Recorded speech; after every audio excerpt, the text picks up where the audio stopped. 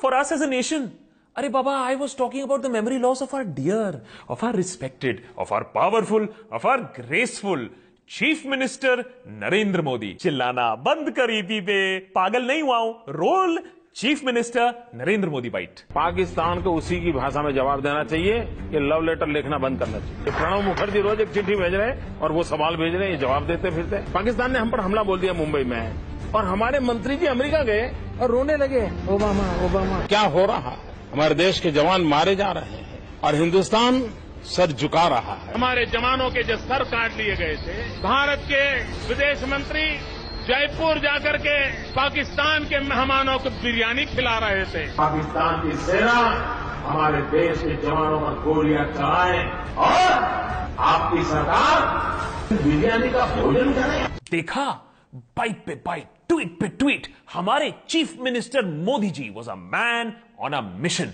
भाई एक बात तो साफ थी, chief minister Modi once in Delhi, इसका मतलब क्या था?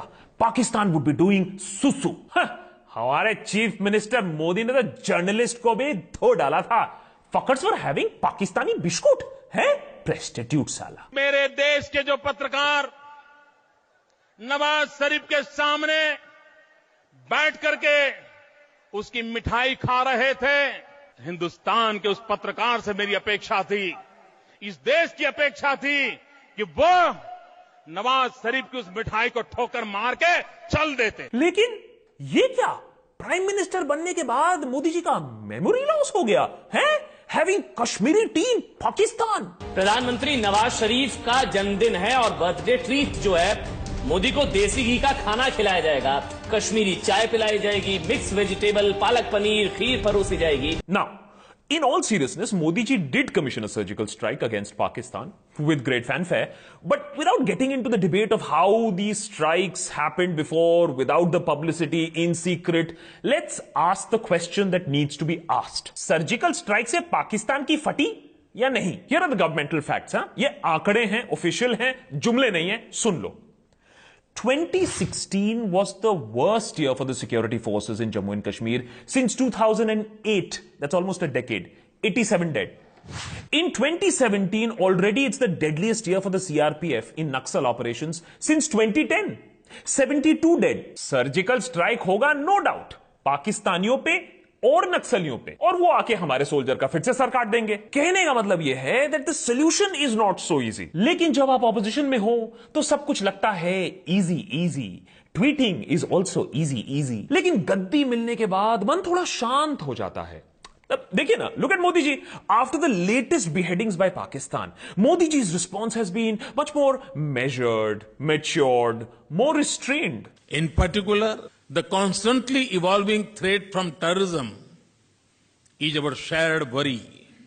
We agreed that no intent or goal, no reason or rationale can validate terrorism. Modi ji, कुछ ना समझ में आया, कुछ ना, बुड़बक समझे हैं क्या? ये कहां अंग्रेजी लगा के रखे हैं? अरे 3 साल में आपको पाकिस्तान को धूल चटा देना था, हैं? ये डिप्लोमेटिक टॉक क्यों कर रहे हैं? लगता है स्मृति जी को वो चूड़ियां भेजनी ही पड़ेंगी। अभी मन करता है कि केंद्र में बैठी कांग्रेस की सरकार को अपनी ये चूड़ियां भेंट कर दूं।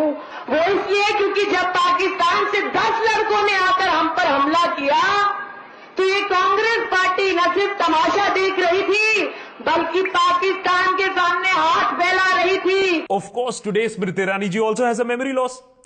Today making fun of the Prime Minister's office, not a done thing. Manmohan Singh ji तो प्रेसिडेंट ऑफ इंडिया थे, उनका मजाक उड़ाना तो अलाउड था। पीएम थोड़े ही ना थे वो 10 साल के लिए, है? जब आप लांछन लगाते हैं प्रधानमंत्री के पद पर, तब आप भूल जाते हैं कि ये पद किसी पार्टी का नहीं, राष्ट्र का है। And memory loss can also happen when you are in power, as shown by Rajnath Singh ji. अरे भाई, डीमोनेटाइजेशन डिजास्टर को डिफेंड करना है, हाँ? तो कुछ भी लॉजिक लगा दो, including how demonetisation is broken the back of Naxals. इस फैसले से उनकी कमर टूट गई।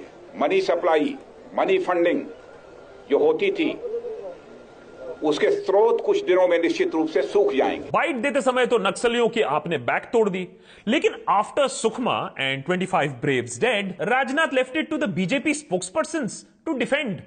the indefensible. Demonetization was one of a very serious blow to the problem of Naxalism or terrorism. For examples, of 2015 and 16 were the 2 years in which less security forces were killed and more Maoists were killed.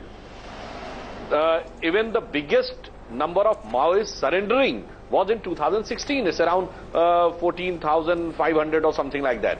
And the Maoists killed were 222. Sudhanshu ji, logic दीजिए तो थोड़ा कम fucked up हो. Because by your fucked up logic, the most number of surrenders happened in 2015-2016. Demonetization happened in November 2016. तो सारे जो surrender हुए थे वो basically demonetization से पहले ही हो गए थे. And the highest number of security forces killed by Naxals is in 2017. That means that demonetization की वजह से नक्सलियों को help मिला. वाह, असीम चुतियाप चल रहा है मेमोरी लॉस के नाम पे. वैसे आपको दवाओं से ज्यादा दुआ की जरूरत है.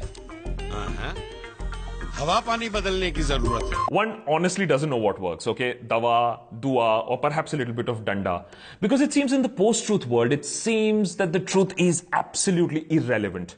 No matter what one has said, what one has promised on record, on television, anyone can lie, anyone can walk away saying that मैंने कब कहा था? And you guys still believe these people time and again.